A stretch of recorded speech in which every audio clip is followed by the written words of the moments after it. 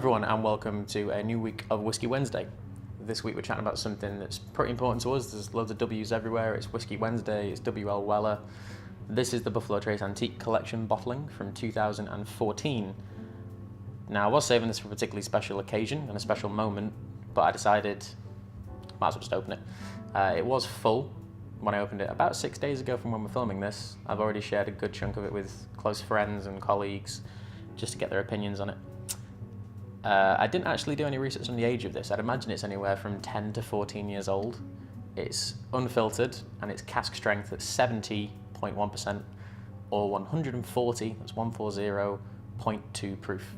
So, you know, get into the borders of not legally allowed to be imported into the country at a point. Or not a lot of it imported in anyway. It's a wheated bourbon. One of the first ever shoots we did here in the whiskey jar was with the W.L. Weller 12. Which was shot on that chair just over there. We've done the Tom H. Handy. My first ever review in this channel was the George T. Stagg, so we're getting into the BTAC element of things, and it is that season. These 2017 releases will be coming out fairly soon. But it's wheated bourbon, so typically it's going to be a bit sweeter. It's named after the William Larue Weller, who used to work for, work with Mr. Van Winkle, and they've got their own history together.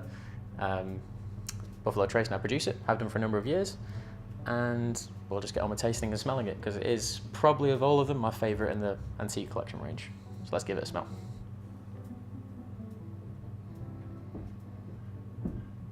Now, for any of you that watched the Van Winkle series that we did, which was I'm still baffled by the fact we were able to do that, wheated bourbon does give you that biggest citrus note. So there's elements of kind of lemon, lime, caramel, honey, damsons, fig, raisins. It smells more like a heavily sherried single malt than it does a 14-year-old bourbon.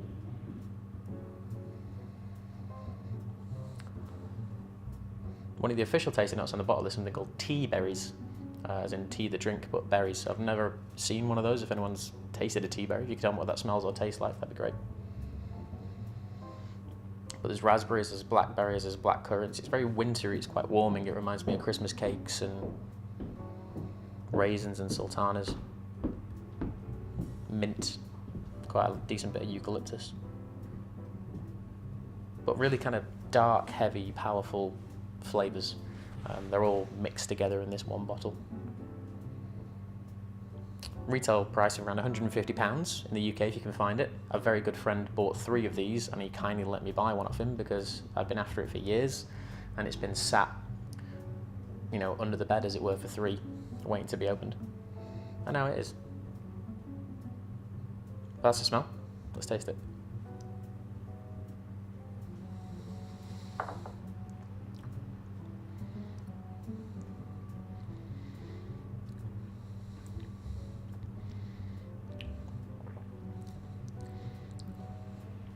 Now,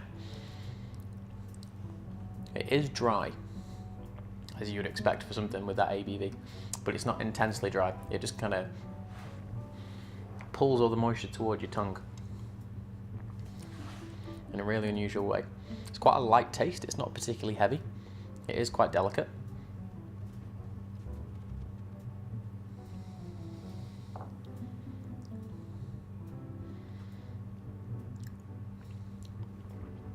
If you honestly poured that for me blind and told me it was 70% alcohol, I wouldn't believe you in any way. It tastes that mellow. It could easily be like 46, 50%. In a way, it's very dangerous. In the nicest way possible, it's a very dangerous drink. A continuation of those kind of blackcurrant, raspberry, minty notes on the palate. This reminds me quite a lot of the Jefferson's Groth Cask Reserve, which I reviewed like last year at some point when I was still recording in my flat. It tastes like kind of cough sweets. It's got that kind of really medicinal minty thing going on with like fresh fruit coming through it.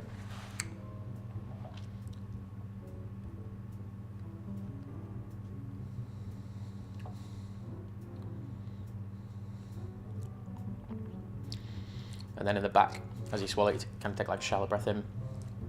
It's the tobacco, it's the dark chocolate, it's damsons, it's honey.